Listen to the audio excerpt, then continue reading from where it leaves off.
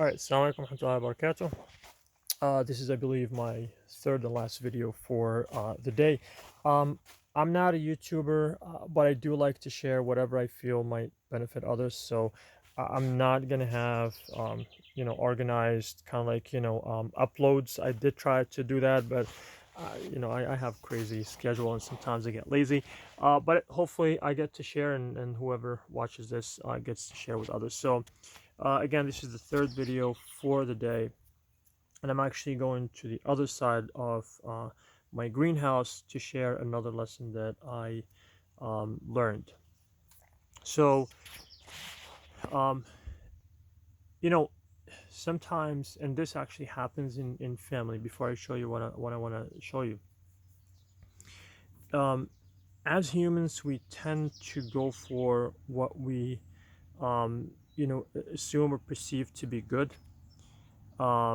Whether it gives us comfort, it gives us pride, good feelings, whatever it is, just the good stuff, right? Less work, less stress, and the list goes on. We like to invest in that. We like to focus on that. We like to have that as the biggest part of our lives. But what that does to us, it causes us to miss out on other things. So the first thing I notice is some parents, when they have a child who's an overachiever, who is independent, those beautiful, nice qualities, right? Um, they actually invest more in that child compared to, another sibling, whether it's a brother or sister, who tends to be more of like struggling side. They're not doing too well. They're not up to the standards and expectations of their parents. They kind of like get pushed to the side because again they need a lot of commitment, right? You have to stay on top of their case, kind of like push them, deal with their issues and things like that. So it becomes easier for us to do two things. Again, the first one, as I mentioned, is to focus on the one who's doing well, invest in them, and almost, this happens between me and my wife and every other couples. They do the same, right? When the kid is kind of like not well behaving, we say your child did this, or um, or they got in trouble, whatever, right? We claim that the child belongs to the other spouse, not us, right? But it could be the same child, right? When they do something good, we say, oh, that's my son or daughter. And we might say that even jokingly, sometimes even actually when we're upset. But what is not said is what I mentioned earlier. When we have an overachiever, somebody who's doing really well, we invest in them, we spend time with them and all that, consciously or unconsciously. And then the other one is kind of like almost abandoned, right? Kind of like pushed to that dark corner of life, right? Because they're not easy to deal with, and the list goes on and on. Right? Too weak, they're struggling a lot, and they're not, doing as well as we want. Now, the second part that we do is we compare them. We sometimes we actually verbalize that. We say, look at your brother, or look at your sister, right? They're doing this and they're doing that, and blah blah blah, but you're not, right? Now, there's a huge problem with that. And I have a second example before I show you the plants. The second example is, because I am in the field of teaching, we do that actually a lot with our students. Unless we consciously pull back and try to kind of like be aware of what we're doing to our students, knowing that they're all different. You never have two students who are, alike. And what happens is, when we have student-centered learning, and we have a student who's very excited, they answer all the questions, they participate in discussion, all that, we're less tempted to try to engage those whom we know. First of all, when we ask them a question, they will struggle even with the question, right? And I'm talking about maybe like one of the few, like, maybe uh, let's call them struggling situations, right? So we tend to engage those who are doing well, those who are already fully understanding the topic, and sometimes they could even teach it without us. Not just learn it, literally teach it. They're doing well. They don't need our help. But for us, we almost make it look like that's our achievement, right? That's my student, even though they did it on their own. Again, like I mentioned before, they could. I have a number of students who could teach lessons, not just one, because that makes us feel good. Because we say, oh, that's such and such is my student. It's not even our work. It's actually their own doing. Now, the other ones, they could be raised in a different environment. There could be other factors that made them who they are. Weak students in a sense. Now, I'm not talking about the ones who don't like to try. That's a different thing. That's a different topic, and I might actually do a video about that, because that has to be in a different approach. But I'm talking about just weak because of their circumstances, and they might be struggling and trying really hard, but we're just not there to support them, because we don't want to waste that energy and power and all that. Same thing again, like I mentioned, with our kids. Now I'm going to show you, now that I mentioned those two examples, I'm going to show you some plants that I planted, and they were weak, and what happened. So all right, so I'm going to take you over here. Okay, so if you look, I planted these myself, okay, from seeds, for those who have been following my videos. This and this right here. This was not this big. This was actually so small. Like, this one, and I want to compare it to this one, okay? I actually had that little one sitting on the side, and I was debating, should I actually transplant it or just let it die, because I thought it's going to take up space that I need.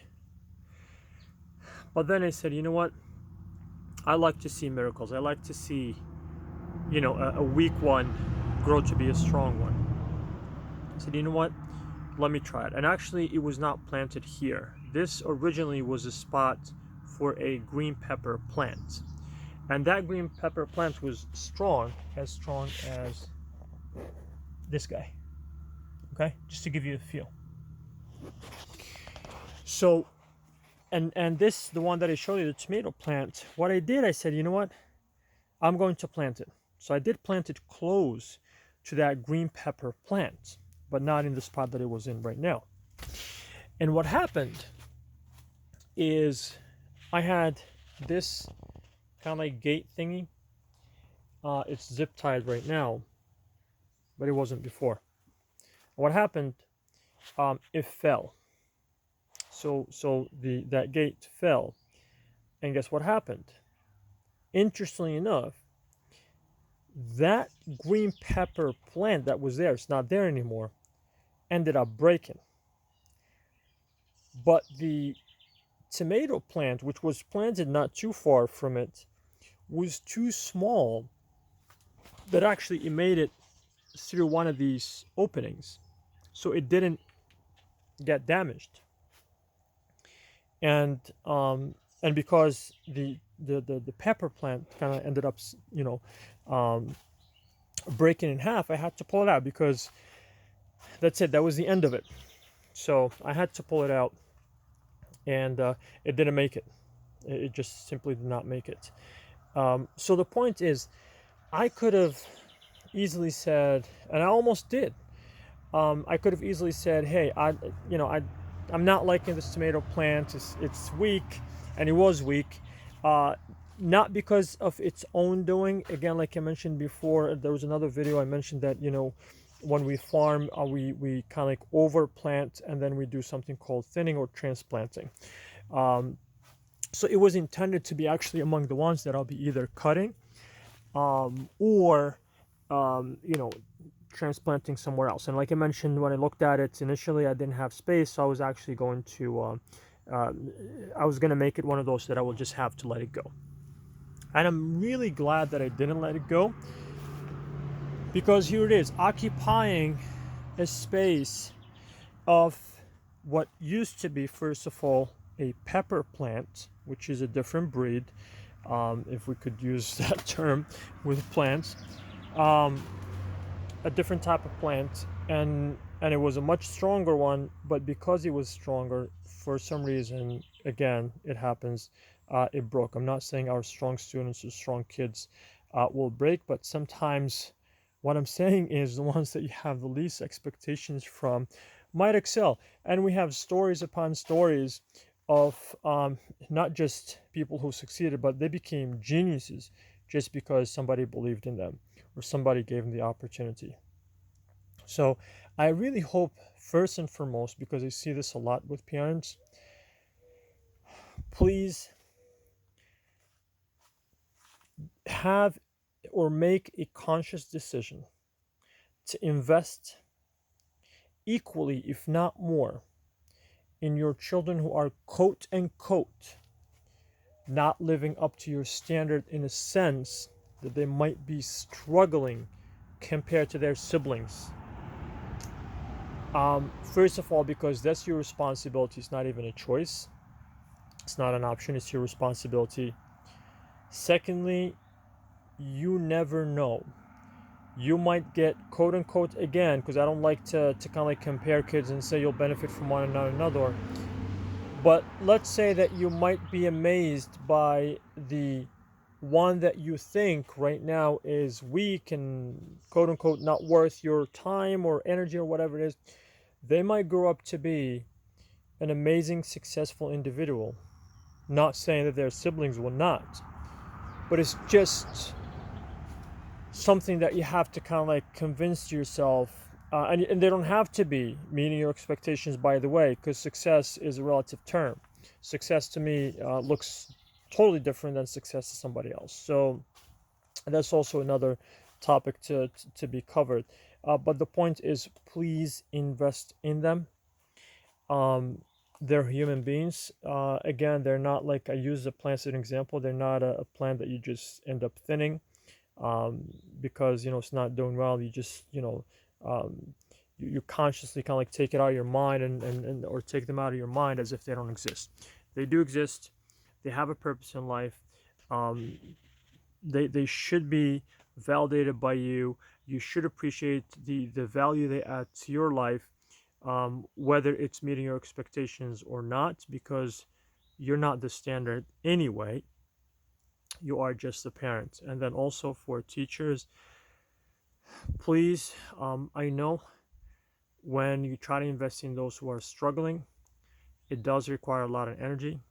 But from my experience, as someone who really celebrates, I really, I'm proud of those who succeed on their own, but I feel my value in those whom I know have been struggling, and one way or another, I might have played a role in making them believe in themselves and achieving what they achieve.